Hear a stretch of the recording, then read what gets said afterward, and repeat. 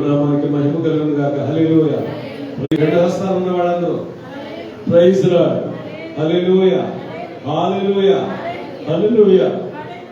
ఈ యొక్క Bethesda indoor ministries లో 28వ తారీఖు ఆగస్టు మాసము 2026వ సంవత్సరంలో దేవుని యొక్క మాటలు స్థానికంగా మనం వినడానికి దేవుని యొక్క దాసులుగా మిమ్మల్ని అందరినీ ప్రేమపూర్వకంగా నేను ఆహ్వానిస్తుంటున్నాను. అలాగే ఫేస్బుక్ లైవ్ ద్వారా ఈ మాటలను వినుచు వాక్యాన్ని చూస్తున్నటువంటి మీ అందరిని బట్టి కూడా దేవునికి వందనాలు తెలియజేస్తా ఉన్నాను. ప్రభునందు ప్రియుల బాగున్నారు కదా. ఈ చక్కటి సమయంలో మన మధ్య దైవజనులు అయ్యారు జాన్ విక్టర్ గారు ఉన్నారు. వారు వచ్చి ఒక 40 నిమిషాలు చక్కగా దేవుని యొక్క మాటలని పంచుకుంటారు. ఈ 40 నిమిషాలు వాక్యాన్ని వినడానికి మనందరినీ ప్రేమతో ఆహ్వానిస్తున్నాను. వాక్యంలో ప్రార్థన, వాక్యాన్ని కూడా దైవజనులే చేసి ముందుకు నడిపిస్తారు కనుక ప్రేమతో నేను వారిని ఆహ్వానిస్తున్నాను. మరోసారి చెప్పండి, కనపరుస్తున్నాము.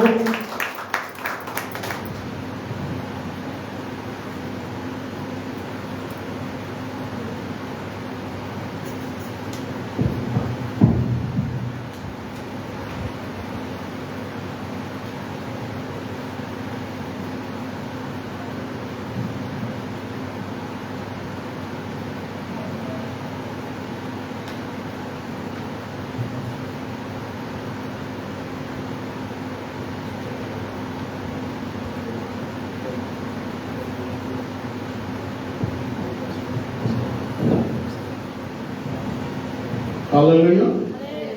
Hallelujah. Hallelujah.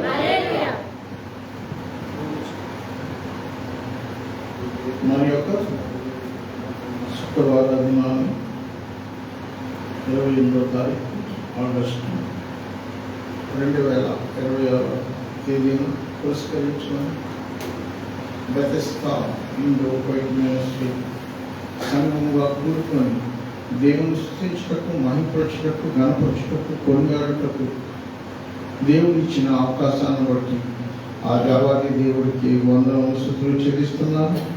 మరి సంఘ వ్యవస్థాపకులు రెవరెండ్ ప్రవీణ్ కుమార్ గారు నన్ను ప్రేమించి ఈ విధంగా మరి మీతో కలిసి వాక్యాన్ని ధ్యానించుటకు ఈ అవకాశం ఇచ్చిన సేవకులకు నా హృదయపూర్వక వందనాలు. అదేవిధంగా మరి సంఘానికి వచ్చిన సంఘ బిడ్డలందరికీ శుభములు, వందనాలు. అదేవిధంగా మరి లైవ్లో వీక్షిస్తున్న మరి విశ్వాసులకు కూడా నా హృదయపూర్వక వందనాలు తెలియజేస్తున్నాను. మరి ఈ దినాన్ని సంఘంగా కూడుకొని మనకు దేవుడిచ్చిన వాక్య భాగము లూకా సువార్త 15వ అధ్యాయము 8 నుంచి 10 వరకు. దయచేసి ఎవరైనా మైక్ పట్టుకుని ఆ యొక్క వాక్యాన్ని చదవాలని కోరుచున్నాం. లూకా సువార్త 15వ అధ్యాయము 8 నుంచి 10 వచనాలు వరకు చదవండి. ఏ స్త్రీకైనను 10 వెండి నాణెములుండగా వాటిలో ఒక నాణెము పోగొట్టుకుంటే ఆమె దీపము వెలిగించి ఇల్లు ఊడ్చి అది దొరుకు వరకు జాగ్రత్తగా వెతకదా? అది దొరికినప్పుడు తన చెలికత్తెలను, పొరుగు వారిని పిలిచి, నాతో కూడా సంతోషించుడి, నేను పోగొట్టుకున్న నాణెము దొరికినదని వారితో చెప్పెను కదా. అటువలే మారు మనసు పొందు ఒక పాపి విషయమై దేవుని దూతల ఎదుట సంతోషం కలిగినని మీతో చెప్పుచున్నానని. ప్రార్థన చేస్తున్నాం. సర్వకృపానిధి మహిమగల తండ్రి, మీ ఘనమైన నామానికి ఎనలేని స్తుతి స్తోత్రం చెల్లిస్తున్నాం. ప్రభువా, గతించిన సమయం నుండి ఇప్పటి వరకు మీ చిత్తపరమైన కృపను మమ్మల్ని కాచి భద్రపరిచి సజీవ లెక్కల నుంచి మరొకసారి సంఘంగా కూడుకుని ఈ విధంగా స్తుతించుటకు, మహిమపరచుటకు, ఘనపరచుటకు, కొనియాడుటకు ఇచ్చిన సమయాన్ని బట్టి వందనాలు తండ్రి.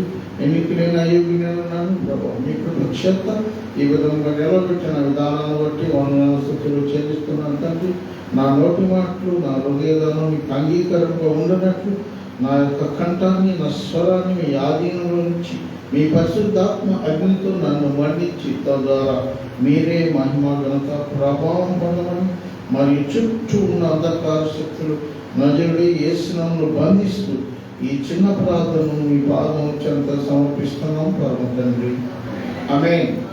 హల్లెలూయా, హల్లెలూయా, హల్లెలూయా. దేవుని ప్రియ సంగమా, మరి ఈ వాక్య భాగము మన అందరికీ చాలా సుపరిచితమైన వాక్య భాగం. మరి ఎన్నో సార్లు మరి సంఘ సేవకులు కానీ లేక మన సంఘానికి విచ్చేసిన మరి వివిధ స్పీకర్లు కానీ ఆహ్వానించబడిన వారు కానీ ఈ వాక్యాన్ని ధ్యానించినప్పుడు మీరు వినే ఉంటారు. అయినా మరలా మనము ఈ వాక్యాన్ని మరి జుంటే తేనె దారులు ఎలాగంటే ఆ తేనె చుట్టూ ఒకసారి దాన్ని పిండేసిన తర్వాత రసం అంతా వచ్చేస్తుంది. అయితే నేను ముందు ఒకసారి ఇదే మాట మీకు చెప్పాను. మా మామయ్య గారు ఈ యొక్క బాక్స్ ఉండేది, తేనె యొక్క చెక్క బాక్స్లో పెట్టేవారు. ఆయన తేనంతా గుడ్లో పిండేస్తే మేము పక్కన కూర్చొని ఆ పిండేసిన ఆ యొక్క పిప్పు మాకిమ్మని కూర్చున్నాను. అయితే ఆయన పిండేసారి ఇచ్చినప్పుడు దాన్ని ఇంకా నవ్వుతూ ఉంటే ఇంకా రసం వచ్చింది, తేనె వచ్చేది. అంటే ఎంత పిండినా తేనె ఏ విధంగా ఆ యొక్క తీపి ధనాన్ని ఇస్తుంటారు. దేవుని వాక్యాన్ని మనం ఎంత ధ్యానిస్తుంటే, ఎంత చదువుతూ ఉంటే అందులో మాధుర్యాన్ని మనము పొందుకునే వారు ఉంటాం. ఎవరు ఉంటారు? దేవుని వినే వాళ్ళకి, వాక్యం వినే వాళ్ళకి అందులో మాధుర్యము తెలియదండి. దేవుడికి మహిమ కలుగుగాక. హల్లెలూయా. దేవుని ప్రియమైన వాళ్ళారా, ఈ దినాన్ని ఈ వాక్యం జ్ఞానంలో మనం కొన్ని లోతైన మరి పరిశుద్ధాత్మ ద్వారా మర్మాలు తెలుసుకోవాల్సిన వారుగా ఉంటాం. దేవుడు ఈ దినాన్ని మనందరితో మాట్లాడడానికి మనం అందరూ సిద్ధపడాలని మరొకసారి మిమ్మల్ని మనవి చేస్తున్నాను. దేవుని ప్రియమైన వాళ్ళ యేసు ప్రభువు వారు ఎప్పుడు కూడా వాక్య భాగాన్ని అంటే సువార్త పరిచర్యలో 3.5 సంవత్సరాల సువార్త పరిచర్య చేస్తున్న సమయాల్లో ఆయన వెళ్తున్న స్థలాలను బట్టి, ఇప్పుడు మనకెందుకు ఫర్ ఎగ్జాంపుల్ మన ఆంధ్రాలో ఉన్నాం, ఆంధ్ర వాళ్ళందరూ తెలుగు వాళ్ళైనా తెలుగు వాళ్ళు. అయితే మన ఈస్ట్ వెస్ట్ లాంగ్వేజ్ ఒకలా ఉంటుంది. ఆ కడప డిస్టిక్ వెళ్ళినప్పటికీ లాంగ్వేజ్ మారుతుంది. మనం పీతలు ఏమంటాం? పీతలు అంటాం కదా, వాళ్ళు ఏమంటారు? ఎండ్రకాయలు అంటారు. మనం ఉల్లిపాయలు ఏమంటాం? వాళ్ళు ఏమంటారు తెలుసా? ఎర్రగడ్డలు అంటారు. మరి మన చెప్పులు ఏమంటాం? చెప్పులే అంటాం. వాళ్ళు ఏమంటారు? మెట్లు అంటారు. ఇప్పుడు నేను మెట్టుతో కొడతాను అంటావా? మెట్టుతో కొడుతుంటాం. మా సైడ్ అర్థం ఈస్ట్ వెస్ట్, నేను మెట్టుతో కొడతాను. అయితే కడపలో మెట్టుతో కొడుతూ ఉంటే చెప్పుతో కొడుతున్నాడు. అలాగా అక్కడ కూడా ఈ ఇజ్రాయిల్ యొక్క యూదా జనాంగంలో ఇజ్రాయిల్ ప్రాంతంలో ఒక్కొక్క ప్రాంతానికి మన ఇండియా ఏ విధంగా వివిధ భాషల సమ్మేళనము, ఆ యొక్క మరి ప్రవర్తన, వారి యొక్క జీవన విధానం, జీవన శైలి ఎలా ఉంటుందో అక్కడ కూడా మన ఇండియాలాగే కుమ్మరి అండ్ వేరా, మరి కార్పెంటర్ వేరా, గోల్డ్ స్మిత్ బంగారం చేసే వాళ్ళు వేరా, అలాగా రకరకాల వృత్తుల వారు మన ఇండియాలో ఎలా ఉంటారో అదే విధంగా మరి యూదా జనాంగం కూడా, ఇజ్రాయిల్ ప్రజలు కూడా వాళ్ళు వృత్తిపరంగా ఒక్కొక్కలా ఉంటారు. అయితే వాళ్ళ యొక్క భాష ఆయా సమయాలను బట్టి, ఆ యొక్క వాళ్ళు నివసించే పరిస్థితులను బట్టి మారుతూ వస్తుంది. అందుకే యేసు ప్రభు గారు వెళ్తున్న ప్రతిసారి అక్కడ ఆ యొక్క ప్రజల యొక్క జీవన విధానాన్ని, వారి శైలిని చూస్తూ వారికి అనుకూలంగా ఆ ఉపమానాలను తీసుకొస్తూ, ఉపమానం లేకుండా యేసు ప్రభు గారు ఎక్కడ వాక్యాన్ని పంచలేదు. ఎందుకంటే ఆ యొక్క పరిసర ప్రాంతాన్ని అబ్జర్వ్ చేసి చూసి ఈ ప్రాంతాన్ని ఇక్కడ ఇది ఆచరణ ఎక్కువ ఉంది అని ఆలోచిస్తూ వాటిని దృష్టిలో పెట్టుకొని అక్కడ పరిస్థితులను బట్టి ఆయన ఉపమానాన్ని అనుగుణంగా వాక్యం చెప్పేవారు. మన సేవకులు కూడా చాలా మంది ఉన్నారు. ప్రపంచంలో సువార్త పనిచేస్తున్న అందరూ చాలా మంది ఉన్నారు. పాటలు పాడేవాళ్ళు కూడా, వాళ్ళు కూడా అక్కడ పరిస్థితులు బట్టి పాటలు రాసేవారు. ఎందుకంటే మార్టిన్ లూథర్ గారు కూడా జర్మనీ దేశానికి చెందిన ఈ ప్రొటెస్ట్ రీఫార్మేషన్, మన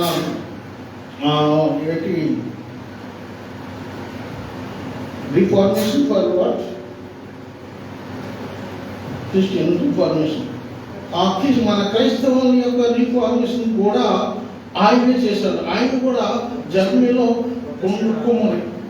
ప్రొటెస్టెంట్ ప్రొటెస్టెంట్ రిఫార్మేషన్ అంటే క్రైస్తవ్యాన్ని వాళ్ళు చాటి చెప్పడంలో వ్యవస్థాపకుడు మార్టిన్ లూథర్ గారు కూడా జర్మనీలో ఆయా ప్రదేశాలు చేపలు అమ్మేవారికి, కొండలు అమ్మేవారికి, రోడ్ల మీద వేరే వేరే పనులు చేసే వారికి వెళ్ళి అక్కడ విని వాళ్ళ భాషలో పత్రికలు రాసి ఆయన సువార్త పరిచయం చేసేవాడట.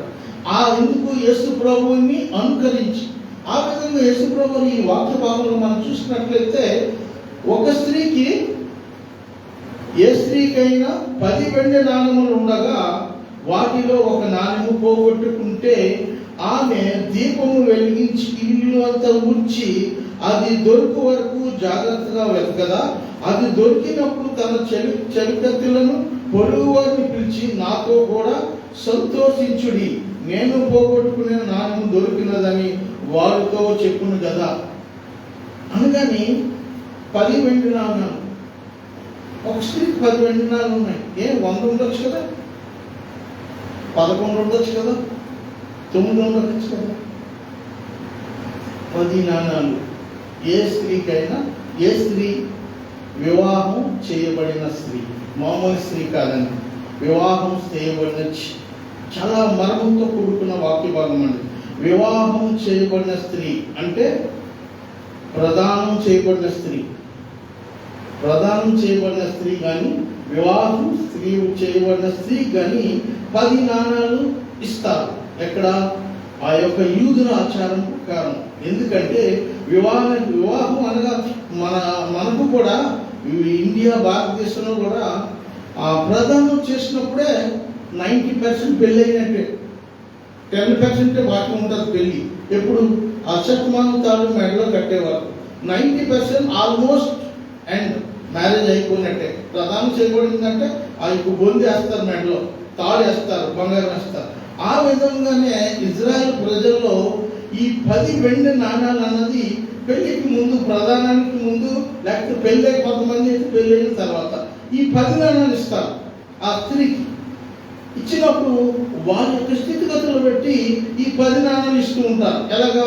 పేదవాళ్ళు అయితే ఇత్తడి ఇస్తారు, కొద్దిగా ఉన్న వాళ్ళు అయితే పెద్ద నాణాలు ఇస్తారు, చిన్న నాణాలు కొంతమంది ఇంత గోళ్ళు ఇస్తారు, కొంతమంది వెండి ఇస్తారు, కొంతమంది రాగి ఇస్తారు, కొంతమంది బంగారం ఇస్తారు. అలా వాళ్ళ స్థితిగతులను బట్టి పెళ్లి కొడుకు పెళ్లి కూతురికి, కాబోయే భార్యకి, ఆ స్త్రీకి ఆ యొక్క 10 నాణ్యములతో కూడిన ఒక హారాన్ని వాళ్ళు బహుకరిస్తారు. బహుకరించడంటే వాళ్ళు నిబంధన చేసుకుంటారు, నీవు ఆదానివి అని. చేసినప్పుడు అవి బహుశా ఈ స్త్రీ పెళ్లి అయిపోవచ్చు, పెళ్ళైన స్త్రీ, ఆమెకు ఒక తన భర్త అయిన ఆ వ్యక్తి తనకి ఇచ్చాడు 10 నాణాలు. మీరు ఆడవ స్త్రీకి తెలుసు, నేను ఎందుకు నాకు తెలుసు అంటే నేను డైరెక్ట్గా చూడలేదు, మా ఇంట్లో ఎవరు లేవనుకోండి, కాసుల పేరు ఉన్నారా? కాసుల పేరు ఉంటారా? ఇంతే ఉంటాయి, చిన్న కాసుల పేరు చాలా ఉంటాయి బంగారం. అవి నాకెందుకు తెలుసు అంటే నేను బ్యాంకర్స్ దగ్గర పనిచేశాను, వడ్డీ వ్యాపారంలో బాలవడ్డీ దగ్గర పనిచేసినప్పుడు వాళ్ళు తీసుకొచ్చినప్పుడు వాటి పేర్లు నాకు తెలియదు అంటే నేను చూసేవాడిని. ఆ పక్కని మా మారవాడు రాయి పేర్లు, సార్ ఇది ఏంటంటే దీన్ని ఏమంటారంటే నేను తెలియదంటే ఆ చిన్న బంగారంతో ఉండేవాళ్ళు హారంలో ఉంటుంది, కాసుల పేరు అని రాయనవాడు. దీన్ని కాసుల పేరు అంటారా అనుకున్నాను. అంటే అవి ఎలా రౌండ్గా ఉంటాయి చిన్న ఆ కాసుల పేరు. అలాగా ఆ కాసుల పేరు స్టైల్లో ఉంటుంది అన్నమాట. అయితే ఆ నాణ్యాన్ని పోగొట్టుకుంది, ఒక నాణ్యాన్ని పోగొట్టుకుంది. అవేం చేసింది? కంగారు పడిపోయింది. మీరు ఒకసారి ఆలోచించండి, మీ అత్తమామతో మీరు ఉన్నప్పుడు మంగళసూత్రం పెళ్లి కడతారు కదా, అది ఎక్కడైనా పాడేసుకున్నప్పుడు మీ అత్తగారి దగ్గరికి వెళ్ళి నా మంగళసూత్రం పడిపోయింది, కనిపించలేదు అని విన్నాదనుకో, ఆ రోజు నీ పని అయిపోయింది, అయిపోయినట్టుగా. స్త్రీ ఎప్పుడు కూడా మంగళసూత్రం ఎప్పుడు తీస్తుందంటే నిద్రపోయే సమయాల్లో. అంటే నా అనుభవం ప్రకారం, నా కుటుంబ వ్యవస్థ, నేను కూడా భార్య కలిగి ఉన్నాను కాబట్టి ఆ పడుకున్నప్పుడు అవి కొద్దిగా డిస్టర్బ్గా ఉంటే అందులో ఒక్కొక్కసారి పెళ్లికి ముందు అయితే ఆకులాగా పెళ్లికి ముందు ఆ యొక్క బొంతుతో వేస్తారు, చిన్న ఆకులాగా ఉంటుంది బంగారం, అది మొదట్లో వేస్తారు. ఒక్కొక్కసారి పడుకున్నప్పుడు నిద్రలో వాళ్ళకి గుచ్చుకుంటారు, మెడకని ఏం చేస్తారంటే తీర్చి ఆ మంచం కోడికి తగిలిస్తారు. లేకపోతే స్నానానికి వెళ్ళినప్పుడు, బాత్రూమ్కి వెళ్ళినప్పుడు ఏం చేస్తారంటే ఆ బాత్రూమ్కి బయట మేకుంటే ఇంట్లో అయితే బాత్రూమ్, ఇంట్లో బాత్రూమ్ అయితే ఇంట్లో తగిలిస్తారు, లేకపోతే అక్కడ బల్ల మీద పడతారు. దాన్ని పవిత్రంగా కొంతమంది అయితే కాస్ట్లీ ఖరీదు అయితే ఒక బాక్స్లో పెట్టుకుని దాస్తారు. ఎందుకంటే దానికి ఉన్న విలువ బంగారం కోసం కాదండి, విలువ ఆ యొక్క పరిశుద్ధ వివాహం, ఆ జతపరచబడిన తన భర్త భార్యలకు కలిగిన ఆ యొక్క నిబంధన, వివాహ బంధానికి వాళ్ళు ఇచ్చే విలువని. అలాంటి విలువైన ఆ 10 నాణాలు ఆ యొక్క తన భర్త ఇచ్చింది ఒక వెండిది పోగొట్టుకుందండి. ఇంకా అత్తగారు తెలిస్తే ఎలా ఉంటుంది, భర్త స్థితి ఎలా ఉంటుంది, ఇంకా వాళ్ళ కుటుంబం వస్తే బాగోయింది పెద్ద గొడవ అన్నమాట. అంటే నీకు భర్త అంత చులకనా అలాగంటారు. అది పోయిందని కాదు, భర్త దానికి ఇంకెవరు భర్తే. అంటే నీకు భర్త అంత నిర్లక్ష్యమా, ఆయన కట్టిన దానికి అంత విలువ ఇచ్చావా, నువ్వు పడేసుకున్నావా, అలాగే అంటారు. ఇంకా ఆ యొక్క భయాన్ని తట్టుకోలేక ఆ స్త్రీ ఏం చేస్తుందంటే ఒక వెండి ఆ ఇచ్చిన తన భర్త ఇచ్చిన 10 వెండి నాణాల్లో ఒక వెండి నాణం పోయిందండి. ఇంకా ఆమె కాలు చేతులు వణుకుపోతున్నాయి. ఎందుకంటే తన భర్త ఇచ్చాడు, తన అత్తమామ తెలిసే ఉంటుంది, తన బావ వస్తాడు, తన బావ భర్త వస్తాడు, తన అక్క చెల్లెళ్ళు, ఈ కుటుంబ వ్యవస్థ అంతా వచ్చి నువ్వు వెండి నాణం పోగొట్టుకున్నావా, అయ్యి బాబా ఎంత అప్సకును, నీ భర్త ఇచ్చింది పోగొట్టుకున్నావా, ఆయన నీకు శిరస్సు ఉన్నాడు, ఆయనకి ఇచ్చే విలువ ఇదా, అది అక్కడ వచ్చే భయం. అప్పుడు ఆమె ఏం చేస్తుందంటే ఆ భయంతో ఆ 10 వెండి నాణాలు దేనికని గుర్తు, 10 ఆజ్ఞలకు. హల్లెలూయా, దేవుడి మహిమ కలిగిన అది 10 ఆజ్ఞలకి సాదృశ్యంగా. ఎందుకంటే ఇజ్రాయెల్ ప్రజలకి దేవుడైన యెహోవా మోసే ద్వారా వాళ్ళకు అనుగ్రహించిన 10 ఆజ్ఞలు. 10 ఆజ్ఞలకి సాదృశ్యంగా 10 వెండి నాణాలు వాళ్ళు ఏం చేస్తారంటే తన భార్యకి, అంటే మోసే ధర్మశాస్త్రం ప్రకారంగా ఆ స్త్రీకి తన భర్త ఏం చేస్తాడంటే ప్రేమపూర్వకంగా మన ఇద్దరికి మోసే ధర్మశాస్త్రానికి కట్టుబడి ఈ యొక్క 10 ఆజ్ఞలను గుర్తుగా నేను నీకు బహుకరిస్తున్నాను, లేక ప్రదానం చేయబడ్డది. అంటే ఆల్రెడీ మన దేవుడు ప్రభువైన యేసుక్రీస్తు ఈ లోకానికి వచ్చి మనకి తన ధర్మశాస్త్రాన్ని ఇచ్చేలాడండి. తన కొత్త నిబంధన, పాత నిబంధన, దేవుని యొక్క ధర్మశాస్త్రాన్ని మన చేతిలో పెట్టి వెళ్ళాడండి. యేసు ప్రభు ఆల్రెడీ సంఘానికి వచ్చి ప్రదానం చేసుకుని వెళ్ళాడు. పెళ్లి కాలేదు ఇంకా, ఆల్రెడీ ప్రదానం చేయబడింది సంఘం. భూమి మీదకి వచ్చి ఆయన సంఘాన్ని కట్టి వెళ్ళాడు. వచ్చి సంఘాన్ని కట్టామంటే సంఘం అనగా స్త్రీ. ఇక్కడ ఎవరు భార్య? స్త్రీ. తన స్త్రీని, తన భార్యని సిద్ధపరచుకి వచ్చి వెళ్ళాడు. ఆయన సిద్ధపరిచాడు. ఎలాగా? నేను ప్రదానం చేసుకుంటున్నాను, మరలా ఒక దినాన్ని వస్తాను, మధ్యాకాశానికి వచ్చినప్పుడు నీవు పైకి ఎత్తబడతావు, అప్పుడు ప్రదానం చేయబడి నిన్ను సంపూర్ణంగా పరలోకంలో వివాహం చేసుకుంటాను, అక్కడ మనకి వివాహం జరుగుతుంది. హల్లెలూయా, హల్లెలూయా. అయితే సిద్ధపడిన సంఘమైన మనము, ఇప్పుడు ప్రదానం చేయబడిన మనము, అందులో మేము ఉన్నాం. అంటే స్త్రీలని కాదు, సంఘము అనగా స్త్రీతో పోల్చబడింది. ఆ సంఘానికి దేవుడు ఇచ్చాడు 10 ఆజ్ఞలు. అయితే 10 ఆజ్ఞలు ఎవరైనా ఒక ఆజ్ఞను మీరమా? నేను చదివించుకున్న సమయం లేదు. నిర్గమకాండం 20 అధ్యాయం నుంచి మొదటి వచనం నుంచి చదువుకుంటే 10 ఆజ్ఞలకు చక్కగా లిఖించబడి ఉన్నాయండి. అయితే యేసు ప్రభువారు వచ్చి ధర్మశాస్త్రాన్ని అనుసరించలేదా? చాలా మంది అంటారు.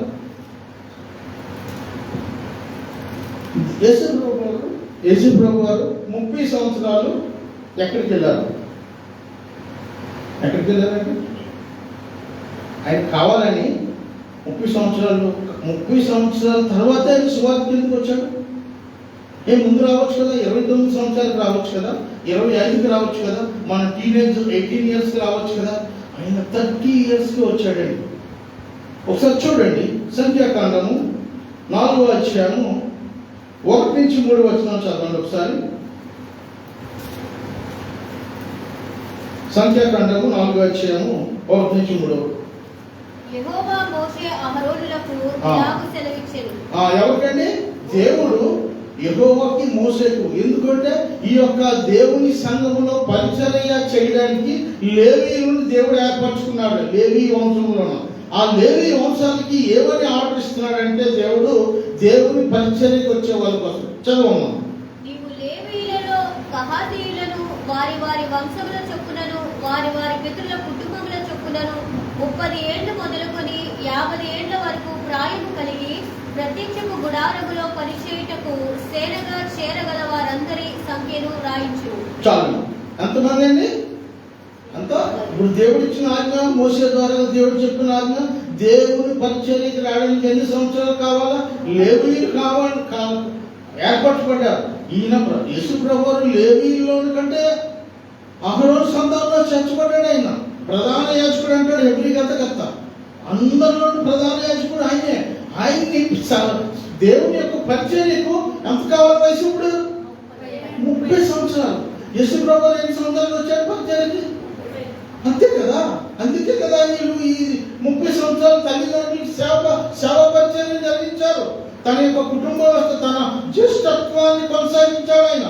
ఆయన తర్వాత వెనకాల కిందని 4 తమ్ముళ్ళు ఉన్నారు, చెల్లెళ్ళు ఉన్నారు ఆయనకి. అయినా తన దేవుడు ఇచ్చిన ఆజ్ఞ మేరకు తన బాధ్యత తల్లిదండ్రులకు ఆయన విధేయుడిగా ఉండాలని, దేవుని యొక్క కట్టడకు, దేవుని యొక్క ఆజ్ఞకు లోబడి ఆయన ఏం చేశాడంటే తన తల్లిదండ్రులను సేవిస్తూ వారికి సహకారిగా ఉంటూ ఆ యొక్క కార్పెంటర్ వడ్రింగ్ పని చేస్తూ వాళ్ళకు పోషించడానికి ఆయన సాయశక్తులు ప్రయత్నించాడు. దేవుని ప్రేమ యేసు ప్రభు వారు ఏదో యాక్సిడెంటల్ గా 30 సంవత్సరాలు వచ్చి దేవుని పరిచర్య చేయలేదు, కానీ ధర్మశాస్త్రానికి లోబడ్డాడండి. హల్లెలూయా. మన జీవితాలు కూడా మనకు అయితే వయసు లేదు, యేసు ప్రభు వచ్చిన తర్వాత అయితే ఆయన అంటాడని చూడండి. ఒకసారి మత్తయి సువార్త 5వ అధ్యాయము 17-19 వచనాలు చదవండి.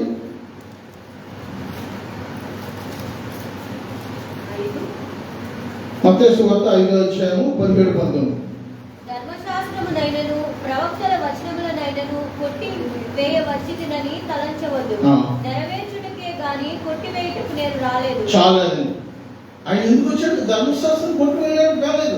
ధర్మశాస్త్రానికి లోబడి ఈ లోకానికి సువార్త ప్రకటించడానికి వచ్చాడు. నిన్ను నన్ను నశించిపోతున్న దాన్ని బ్రతుకు రక్షించటగా నరావతారిగా దేవుని ఆజ్ఞ మేరకు దేవుని కట్టడానికి అనుసరించి ఆయన మాటకి లోబడి ఆయన వచ్చి ధర్మశాస్త్రాన్ని నెరవేర్చడానికి వచ్చాడు. కానీ ధర్మశాస్త్రాన్ని కొట్టివేయడానికి రాలేదండి.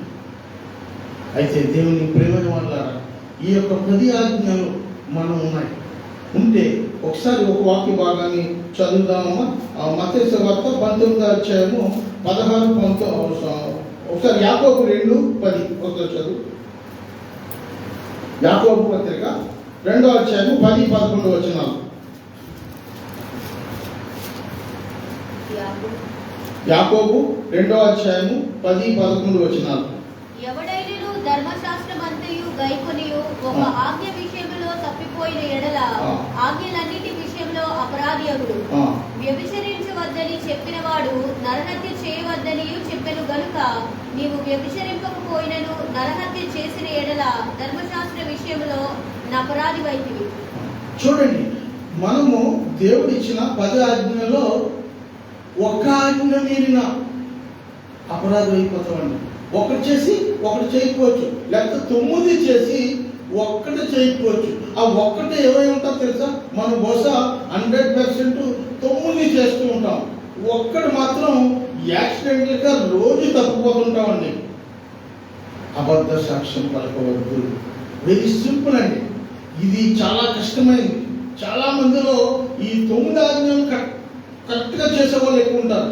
అయితే అబద్ధము ప్రతి విషయంలో చాలా ఈ నాలుగు ఈ టంగ్ స్లిప్ అయిపోతూ ఉంటుంది. ప్రతి చిన్నదానికి పాస్టర్ గారే అన్నారనుకో, అమ్మ ఇప్పుడు ఆదివారం నువ్వు రాలేదు అంటే ఆవిడ ఏదో 10 మంది వెళ్ళి ఉంటుంది. ఎక్కడికైనా ఏముంటుంది, ఎవరు ఫ్రెండ్ వచ్చి ఉంటారు, ఎక్కడికో సూపర్ మార్కెట్ రమ్మని ఉంటుంది, వెళ్ళి ఉంటుంది.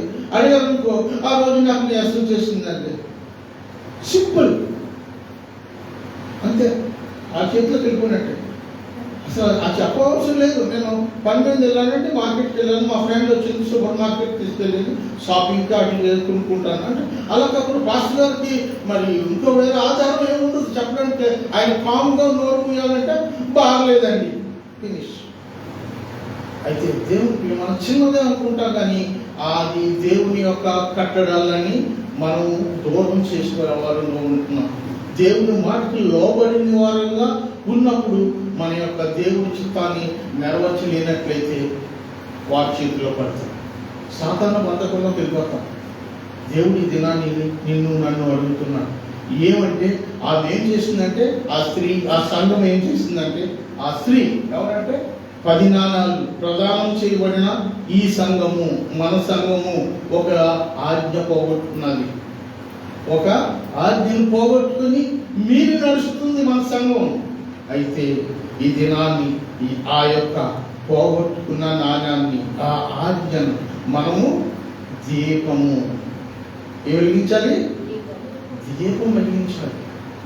ఆ స్త్రీ ఏం చేసిందంటే దీపం వెలిగించండి. చూడండి 119వ కీర్తన 105వ వచనం ఏం చెప్తుందో. 119వ కీర్తన 105వ వచనం, నీ వాక్యము నా పాదములకు దీపమును, నా త్రోవకు వెలుగునై ఉన్నది. చూడండి ఏమిటండి దీంతో వెళ్తుంది. ఇందాక మనం చదివిన వాక్య భాగము యోహాను 1:1, ఆది యందు వాక్యం ఉండను, వాక్యము దేవుని యొద్ద ఉండను, దేవుడే వాక్యమై ఉండను. ఇప్పుడు వాక్యం అనే దీపంతో ఆ స్త్రీ వెతుక్కుంటుంది.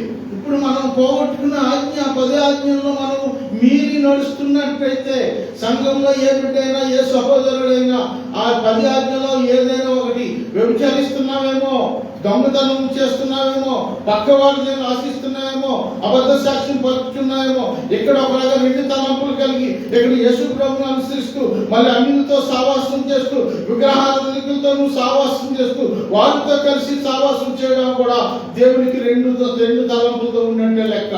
ఇక్కడ మన సావాసం దేవుని బిడ్డలతో, బయటికి వెళ్ళినంత అన్యులతో. అందుకే అంటాడు భూమి మీద కానీ, కింద నేల ఎంత కానీ, ఆకాశం అంత కానీ నేను తప్ప వేరే దేవుడు ఉండకూడదు. మనం అది కూడా చూడాలి. అందులో 10 ఆజ్ఞల్లో ఒకటి ఉంటుంది. అయితే దేవుడు ఈ దినాన్ని నిన్ను నన్ను హెచ్చరిస్తున్నాడు. నీవు ఇక్కడ నిలబడుతున్న సేవకులు చెప్తున్న ఆ వాక్యం ద్వారా, నీ పాదాలకి దీపమైన ఆ వాక్యం ద్వారా మనం ఏం చేయాలని వెతుక్కోవాలండి. ప్రభా నన్ను సంధించు, ప్రభా నాతో మాట్లాడు, ప్రభా మీరు నాకు అనుగ్రహించిన 10 ఆజ్ఞల్లో నేను ఎక్కడైనా తప్పిపోయి నడుస్తున్నానేమో, నన్ను పరీక్షించేటట్టు చేయి ప్రభా. అందుకే ఆయన అంటాడు 3:20లో ప్రకటన, నేను నీ తలుపు వద్ద నిలబడి తట్టుచున్నాను, ఎవరైనా నా స్వరం విడి తలుపు తీసినట్లయితే. ఇప్పుడు ఇల్లు అంటే ఏంటండి? ఎక్కడ పడిందండి?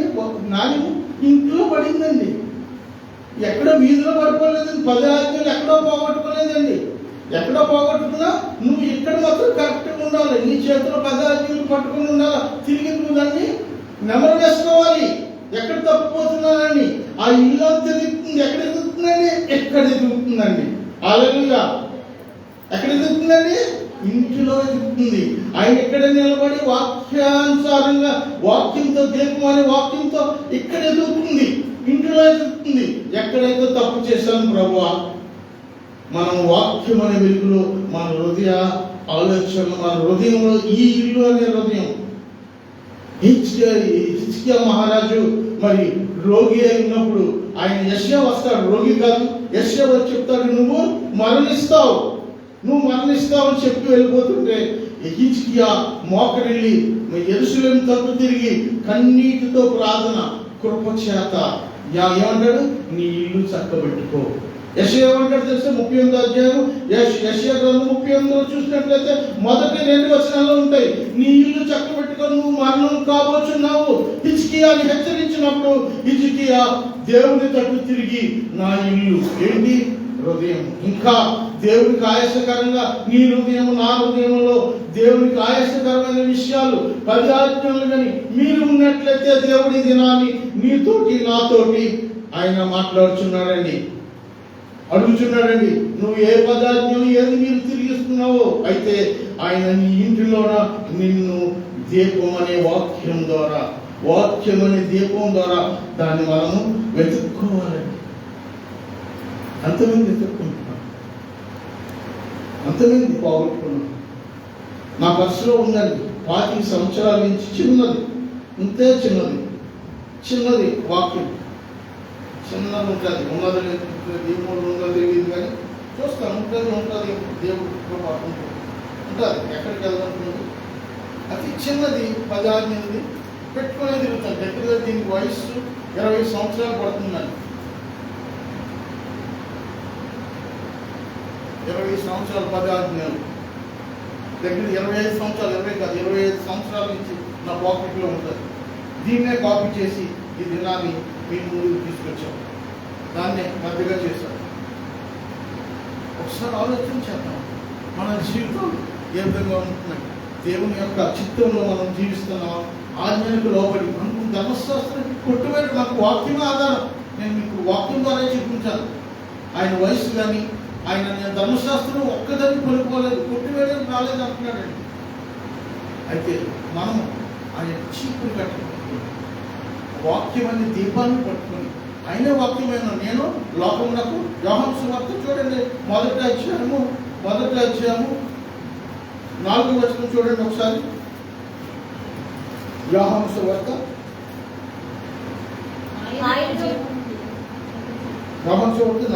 మొదటి అధ్యాయం 4వ వచనం 9వ వచనం. ఆయనలో జీవం ఉండెను, ఆ జీవం లేకుండా ఆ జీవము మనుషులకు వెలుగైంది.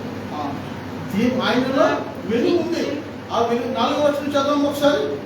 అలాగనే నెక్స్ట్ 9. నిజమైన వెలుగు ఉండెను, అది లోకంలోనికి వచ్చుచు ప్రతి మనుషుని వెలిగించుచున్నది. నిజమైన వెలుగు ఉంది. ఆయన ఆ వెలుగుతోనే మనం మన జీవితాలు వెలిగించుకోవాలి. అప్పుడు మనలో దేవునికి ఆయాసకరంగా అంధకార చీకటమైన పాపలోకానికి సంబంధించిన, సాతానికి సంబంధించిన ఏవైనా కార్యాలు ఉన్నట్లయితే ఈ 10 ఆజ్ఞలు కాకుండా, నిజానికి మనకి 10 ఆజ్ఞలు అనుకుంటామండి, సౌందర్యంగా 10 ఆజ్ఞలు అనుకుంటాం. అయితే ఈ 10 ఆజ్ఞలు మనకు దేవుడిచ్చిన ధర్మశాస్త్రం 5 కాదండి. ఈ 5 అధ్యాయాలు కాకుండా 618 కట్టడాలు ఉన్నాయండి. దేవుడి స్తోత్రం. Hallelujah, hallelujah. Okay, thank you brother. మనకి ధర్మశాస్త్రంలో మనకి ఇచ్చిన ఈ 10 ఆజ్ఞలకి 618 నియమాలు, కట్టడాలు ఉన్నాయండి. అన్ని కలిపితే కానీ ధర్మశాస్త్రం కాదండి. మనం ఈ 10 ఆజ్ఞలు కాదు, ఇంకా ఉన్నాయండి. ద్వితీయోపదేశ కాండంలో ఉన్న అన్ని కలిపితే ఈ 5 కాండాల్లో చూస్తే 618 కట్టడాలతో కూడిందే ధర్మశాస్త్రం.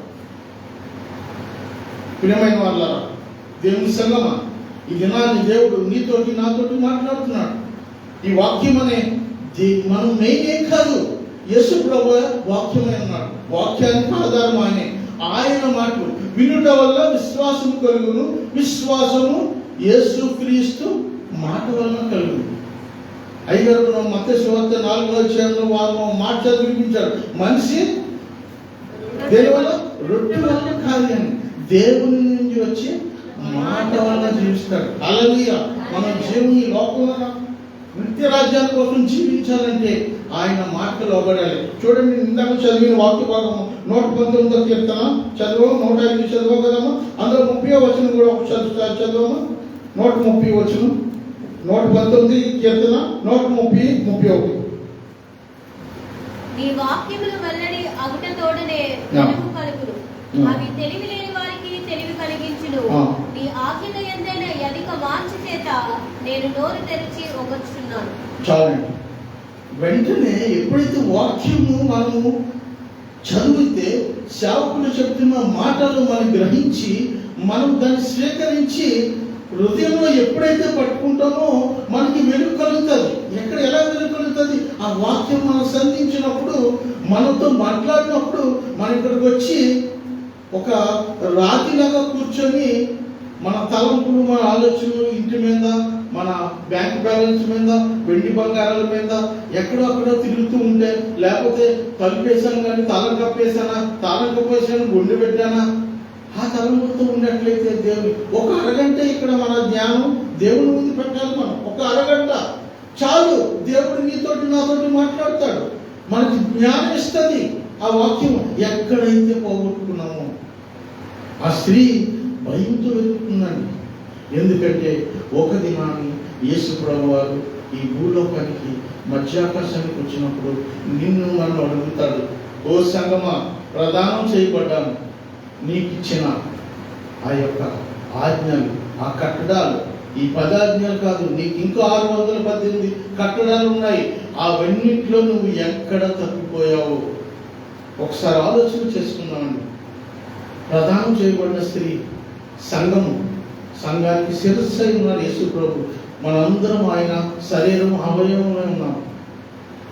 అయితే ఒకవేళ దేవుని ప్రియ బిడ్డలారా, మీరు మీలో కానీ వాళ్ళు అలాంటి దేవుడు ఉంటే ఒక్కరి మీద కానీ ఎక్కడైనా ఒకసారి దేవుడు మాట్లాడుతున్నాడు. 10 ఆజ్ఞలు ఒకసారి సింపుల్గా నేను చదివిపిస్తాను. ఒక్కసారి ఈ 10 ఆజ్ఞలు అంటే షార్ట్లో ఉంటాయి. ఇది చదివిపించిన తర్వాత నేను 2 మొక్కలు వెళ్ళి నేను ముగించేస్తాను. దేవుని ప్రియ బిడ్డలారా, చదువు. అది షార్ట్లో రాశాను. దేవుడు మనకిచ్చిన 1, 2, 3 నంబర్. దేవుడు మనకిచ్చిన ఆ పదార్థం, నీ దేవుడైన యెహోవాను నేనే, నేను తప్ప వేరొక దేవుడు నీకుండకూడదు. పైన ఆకాశమందైనను, క్రింద భూమి యందైనను, భూమి క్రింద నీళ్ళ యందైనను దేని విగ్రహమునైనను నీవు చేసుకొనకూడదు. వానికి సాగిలపడకూడదు, వానిని పూజింపకూడదు. నీ దేవుడైన యెహోవా నామమును వ్యర్థముగా ఉచ్చరింపకూడదు. యెహోవా తన నామమును వ్యర్థముగా ఉచ్చరింప వానిని ఆయన నిర్దోషిగా ఎంచడు. విశ్రాంతి దినమును పరిశుద్ధముగా ఆచరించ మరువవద్దు. నీ తల్లిని తండ్రిని సన్మానింపవు. నరహత్య చేయకూడదు, వ్యభిచరించకూడదు, దొంగిలించకూడదు. నీ పొరుగు వాని మీద అబద్ధ సాక్ష్యము పలుకవద్దు. నీ పొరుగు వాని ఇంటిని ఆశింపవద్దు. నీ పొరుగు వాని భార్యనైనను అతని దాసినైనను నీ పొరుగు వాని దగ్గు దేనినైనను నువ్వు ఆశింపకూడదు. చాలు. దేవుని బిడ్డలారా, ఒక్కసారి 9వ వచనం చదువుదాం. 15:9. అది దొరికినప్పుడు దొరికినప్పుడు తన చెలికత్తెలను పొరుగు వారిని పిలిచి, నాతో కూడా సంతోషించుడి, నేను పోగొట్టుకొనిన నాణెము దొరికినదని వారితో చెప్పెను కదా. చాలండి. యాకోబు పత్రిక 5:16 ఒక మాట ఉంటుందండి. ఏముంటుంది? యాకోబు పత్రిక 5:16 అనుకుంటున్నాను. ఒకసారి చూడండి. మీ పాపములను ఒకరితోనప్పుడు ఒప్పుకొనేది. చాలండి. ఏంటంటే ఒకవేళ మనలో ఇంకెవరైనా అలా ఉండరని నేను అనుకుంటున్నాను. మన సంఘం కానీ ప్రదానం చేయబడిన ఈ సంఘంలో ఏ బిడ్డ అయినా ఒకవేళ ఆ యొక్క 10 ఆజ్ఞలు సహోదరి చదివిపించింది, ఏ ఆజ్ఞలైనా మీరినట్లయితే ఈ యొక్క సన్నిధిలో సన్నిచ్చేదా అని పాట పాడుతున్నాం కదా, ఇక్కడ నిలబడి మన పాపాలు ఒప్పుకోవాలి. ఒకరితో ఒకరు ఒప్పుకోవాలి. యాకోబు పత్రిక అంటున్నాడు, మీ పాపాలను అదే ఇక్కడ ఏమంటున్నాడు, మీ చెలికత్తెలతో. నువ్వు ఎప్పుడైతే ఆ పాపాన్ని తీసినప్పుడు ఎంత ఆనందం ఉంటుందండి. నేను పాప జీవితం జీవిస్తున్నాను అనుకోండి, అందులోంచి మనం ఒప్పుకొని ఆ పాపం నుండి బయటకు వచ్చినప్పుడు ఆహా. ఎందుకంటే బాప్తిస్మం తీసుకున్నప్పుడు మన ఇండియాలో ఉండదు, కానీ ప్రపంచ దేశాల్లో ఎక్కడ బాప్తిస్మం తీసుకున్న రోజుని వాళ్ళ ఇంట్లో పెద్ద పార్టీలు జరుగుతాయండి. అమెరికా సంయుక్త రాష్ట్రాల్లో కానీ యూరోప్లో కానీ బాప్తిస్మం తీసుకుంటే అక్కడ ఫంక్షన్ చేస్తారు వాళ్ళు. ఒక ఆత్మ రక్షించబడిందని ఆ పాపాన్ని వదులుకొని నీటి బాప్తిస్మం వచ్చి లేచినట్టే ఆ ఇంట్లో పెద్ద పార్టీ, బంధువుల్ని, కుటుంబీకుల్ని, సేవకుల్ని అందరిని తీసుకెళ్ళి ఎంతో సంతోషం. ఎందుకంటే ఒక ఆత్మ రక్షించబడిందని సంతోషంతో చక్కగా గంతులు వేసి పాటలు పాడుతూ దేవుడు స్తుతిస్తారండి. అయితే ఇక్కడ కూడా ఈ యొక్క సంఘము అనగా ఒక స్త్రీ లేక ఒక పాపి తన యొక్క పాపాన్ని ఎప్పుడైతే విడిచిపెట్టాడో, అంటే ఆ పోగొట్టుకున్న నాణాన్ని పాపం చేత ఏ పాపం అయితే పోయింది, ఏ నాణం అయితే తప్పిపోయిందో ఆ నాణాన్ని తిరిగి పొందుకున్నప్పుడు ఆ వెతికి చీపురు పట్టుకొచ్చి వాక్యం అనే దీపం ద్వారా, యేసు ప్రభు వాక్యం ద్వారా ఆ దీపం అనే చీపురు పట్టుకొని వెలుగులో, వాక్యం అనే వెలుగులో వెతికి నేను తప్పు చేశాను. వాక్యం ఎప్పుడైతే చదివించో ఈ హృదయం అనే ఇంట్లో ఆ వాక్యం తప్పిపోయానని, ఆజ్ఞ తప్పిపోయాలని తెలిసిన మరుక్షణమే మనం ఒప్పుకొని ఏం చేయాలా? ఒప్పుకోవాలి. మనుషుల దగ్గర కాదు, నువ్వు దేవుడి దగ్గర ఒప్పుకో. ప్రభువా నన్ను క్షమించు ప్రభువా, నేను పాపం చేశాను, నన్ను ఆ పాప బంధకుని విడుదల చేయవా, నా శరీర బలహీనత వల్ల నా యొక్క హృదయంలో ఉన్న ఆ పాపాన్ని మీరు తీసివేయండి. ఆ పదాజ్ఞలో ఒక ఆజ్ఞని నేను నడుస్తున్నాను కాబట్టి ఇక నుంచి నేను చేయను, వాటి నుంచి నేను తప్పిపోతున్నాను అని ఫ్రెండ్స్కి, చెలికత్తలకి, పొరుగు వారికి, పొరుగు అందరూ పిలిచి, వాళ్ళని వీళ్ళని పిలిచి ఏం చెప్తుందంటే, సంఘం ఏం చెప్తుందంటే, ఆ విశ్వాసి యేసుక్రీస్తు కోసం ఎదురు చూస్తున్న ఆ పెండ్ల కుమార్తె ఏం చెప్తుందంటే, నేను ఇక పాపం చేయను, నా పాపాన్ని తీసేసుకోవడం వల్లే తిరిగి ఆజ్ఞను నేను పొందుకున్నాను. ఏదైతే ఎక్కడైతే తప్పిపోయినా వెండి నాణాన్ని పోగొట్టుకున్నాను, ఎక్కడైతే పాపం ద్వారా దేవుడు ఇచ్చిన పదార్థంలో ఒకటి నేను పోగొట్టుకున్నాను, దాన్ని తిరిగి పొందుకున్నానంటే నేను రిఫార్మ్ అయ్యాను, నేను రియలైజ్ అయిపోయాను. ఆ పాపం ఇక నేను చేయను, నేను ఇంకెప్పుడు దాన్ని వైపు చూడను అని అక్కడ చెలికత్తెలతోటి, స్నేహితులతోటి, పొరుగు వారితో, అంటే సంఘముతో సహవాసం. పొరుగు వారు చెలికత్తెలు ఎవరంటే దేవుని బిడ్డలైన సహవాసంతో, ఇంకో సహవాసంతో కలిసి సంఘ బిడ్డలతో, సహోదరి మెర్సీ, అయితే మన ఎవరున్నారో దేవి సిస్టర్, వీళ్ళందరి దగ్గరికి వెళ్ళి నేను ఎప్పుడు గతంలో నేను ఆలోచనలతో, నా తలంపులతో, లేకపోతే క్రియల ద్వారా నేను చేసుకున్నాను, ఇంకా ఆ జోలికి వెళ్ళను సిస్టర్, నేను దేవుడి దగ్గర ఒప్పుకున్నాను అని మనం విడిచిపెట్టినట్లు అంటాడు. మొదటి యోహాను పత్రిక మరి 1:9 వచనాలు ఏమంటారు? ఒకసారి చదవమ్మా, ముగించేస్తున్నాను. 1 యోహాను 1:5-7 వచనాలు. మేము ఆయన వలన విని మీకు ప్రకటించు వర్తమానమేమో కాదమ్మా, 1 యోహాను 1:5-7 వచనాలు. దేవుడు వెలుగై ఉన్నాడు. యోహాను సువార్త నేను తప్పు రాస్తున్నాను రిఫరెన్స్. ఆ వెలుగు దేవుడు వెలుగై ఉన్నాడు, ఆయన యందు చీకటి ఎంత మాత్రము లేదు. ఆయనతో కూడా సహవాసం గలవారని చెప్పుకొని చీకటిలో నడిచిన ఎడల మనం అబద్ధం ఆడుచు సత్యము జరిగింపుకుందుము. అయితే ఆయన వెలుగులో ఉన్న ప్రకారము మనమును వెలుగులో నడిచిన ఎడల మనము అన్యోన్య సహవాసం గలవారమై ఉందుము. అప్పుడు ఆయన కుమారుడైన యేసుక్రీస్తు రక్తము ప్రతి పాపం నుండి మనలను పవిత్రులుగా చేయను. దేవుని ప్రియమైన వారులారా, ఆ చెలికత్తెలు అనగా ఆ యొక్క బిడ్డలు, మీ పొరుగువారు అనగా సంఘముతో కూడుకొని మనం ఒప్పుకున్నట్లయితే ఆ యేసుక్రీస్తు అమూల్యమైన పరిశుద్ధమైన నిష్కల్మత రక్తాలతో దేవుడు మనం కడిగి పరిశుద్ధంగా చేయడానికి సిద్ధముగా ఉన్నాడు.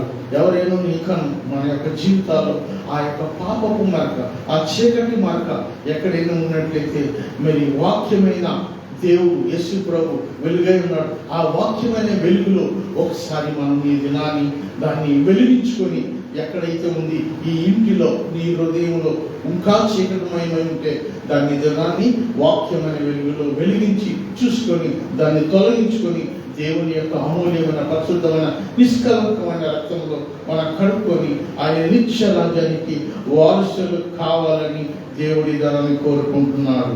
ఆమేన్, ఆమేన్, ఆమేన్. ఈ వాక్యం ద్వారా దేవుడు మనల్ని 30 దంతులు 60 దంతులు 100 దంతులు ఫలింపు చేసి తన నిత్య రాజ్యానికి ఆయన రక్తంలో కడిగి మనల్ని పరిశుద్ధులుగా చేర్చుకును గాక. ఆమేన్, ఆమేన్, ఆమేన్.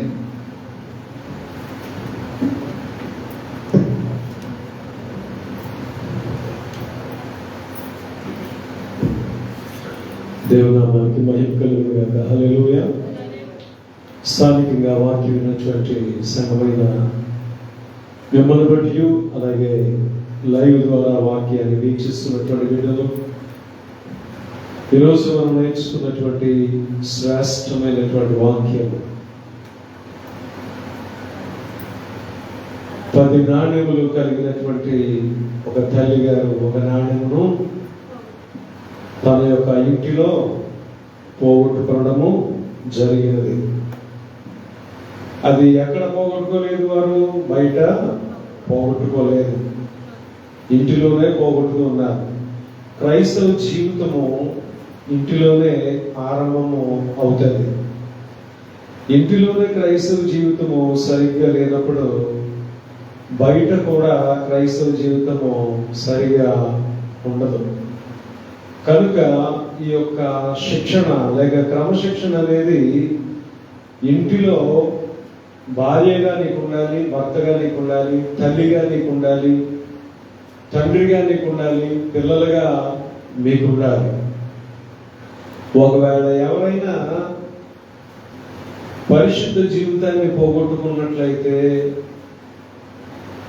సత్యం పోగొట్టుకున్నట్లయితే, యథార్థత పోగొట్టుకున్నట్లయితే, నీతిని పోగొట్టుకున్నట్లయితే, మళ్ళా మనము యేసుక్రీస్తు ప్రభువు వారు అనుగ్రహించే వెలుగులో దాన్ని మనం ఏం చేయాలి?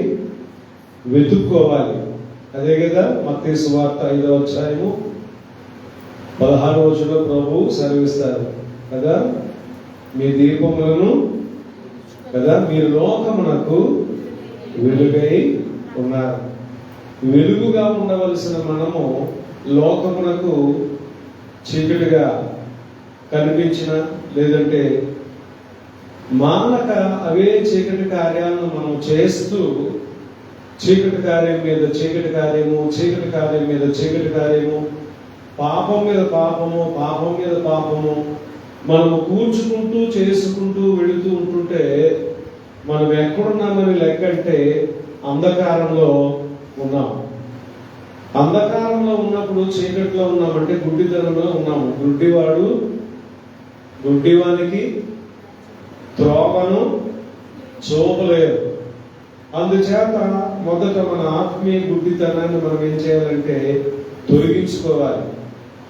ఎప్పుడైతే మనం ఆత్మీయ గుడ్డితనాన్ని తొలగించుకొని ప్రభు యొక్కకు వస్తామో, ప్రభు వెలుగులోకి వస్తాం, అప్పుడు ఆయనతో పాటు అన్యోన్య సహవాసంలోకి మనము వెళతాము. ఇక ఎంత మాత్రం కూడా మనలో ఏముండదు, చీకటి అనేది ఉండదు.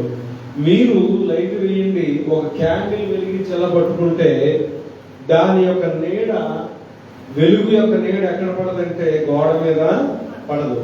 దీపం యొక్క వెలుగు, ఆ వెలుగు యొక్క ఆ యొక్క క్యాండిల్ వెలిగించాం కదా, దాని యొక్క వెలుగు నీడ ఎక్కడ పడదండి, గోడ మీద పడదు. అంటే ఆ వెలుగులో ఏం లేదు, చీకటి లేదండి, చీకటి లేదు. అర్థమైందా? అందుకని యేసు ప్రభువు వారు అన్నారు, నాలో ఎంత మాత్రమో చీకటి లేదు. కనుక దేవుని పిల్లలమైనటువంటి మనం ఈ రోజు వర్తమానం చేత బలపరచబడ్డాం. ఒక స్త్రీకి ఇవ్వబడిన ఆ 10 నాణ్యములు, ఓలు అంటారు. పూర్వ రోజుల్లో మన భారతదేశంలో ఓలు ఇచ్చి పెళ్లి చేసుకునేవారు. ఆడోళ్ళకి మగోళ్ళు కట్నం ఇచ్చేవారు. అర్థమైందండి? మగోళ్ళే ఆడోళ్ళకి ఏమి ఇచ్చేవారు? కట్నం ఇచ్చేవారు. ఎప్పటికీ ప్రపంచంలో కొన్ని జాతులు మగవాళ్ళు స్త్రీలకు ఓలు ఇస్తారు, అంటే కట్నం ఇచ్చి పెళ్లి చేసుకుంటారు. ఇప్పుడు భారతదేశంలో 90% ఇది మారిపోయిన. ఆడోళ్ళే పాపం ఏమి ఇవ్వాలంటే కట్నాలు ఇవ్వాలి మగాళ్ళకి. అయితే పూర్వ రోజుల్లో ఎలా ఉండదంటే స్త్రీలకే పురుషులు ఇచ్చేవారు. అలాగా ఇశ్రాయేలీల్లో కూడా 10 నాణ్యాలు వివాహానికి ముందు బహుమానం కట్నంగా ఇచ్చేవారు. ఆ శ్రేష్టమైనటువంటి దాంట్లో ఆమె ఏం చేసింది? ఒకటి పోగొట్టుకుంది. హల్లెలూయా! అది ఇశ్రాయేలీ సంఘానికి గుర్తు కావచ్చు, క్రైస్తవ సంఘానికి కూడా అదొక మాదిరి కావచ్చు. ఈరోజు మనము 10 ఆజ్ఞలు దేవుని చేత పొందుకున్నటువంటి వాళ్ళము. నేను 9 పాటిస్తున్నాను, 1 పాటించట్లేదంటే ధర్మశాస్త్రం అంతయు కూడా పాటిస్తూ 1 పొల్లు గాని 0 గాని మనము దాన్ని పాటించినప్పుడు మనము దేవునికి వ్యతిరేకంగా జీవిస్తున్నటువంటి వాళ్ళమే. లేదండి నేను ఒక్కటే పాటిస్తున్నాను, 9 కూడా పాటించలేకపోతున్నానంటే మరి ఘోరంగా ఉన్నట్లే పరిస్థితి కదా. అందుచేత పాటించగలగాలి అంటే అది అసాధ్యమైన పనే కాదు, అది సాధ్యమే. ఎప్పుడంటే యేసు ప్రభుల వారి దగ్గరికి మనం వచ్చినప్పుడు మనలో ఉన్నటువంటి చీకటిని, మనలో ఉన్న అంధకారము, మనలో ఉన్నటువంటి పాప శాప ద్రోహం భూయిష్టమైనటువంటి జీవితాన్ని ఆయన ఏం చేయగలరు అంటే మార్చగలరు. ఆయన బిడ్డగా మనం ఏం చేయగలరు? రిఫార్మ్ చేయగలరు. రిఫార్మేషన్ అంటే నూతన పరచగలరు, క్రొత్తదిగా చేయగలరు. ఆయన హీ కెన్ రిస్టోర్ కదండి. ఆయన ఏం చేయగలరు? దాన్ని మార్చగలరు, దాన్ని కట్టగలరు.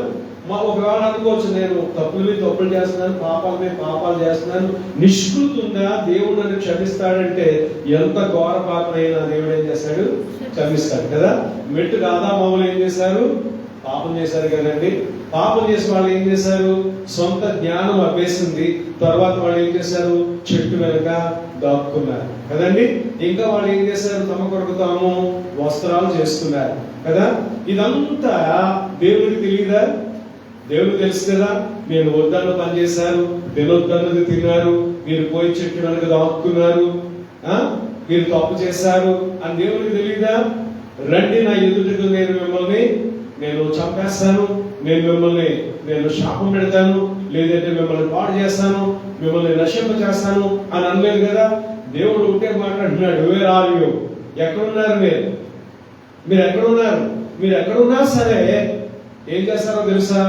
నా ఎదుటికి రండి. అంటే ఏంటో తెలుసా? సహవాసంలోనికి రండి,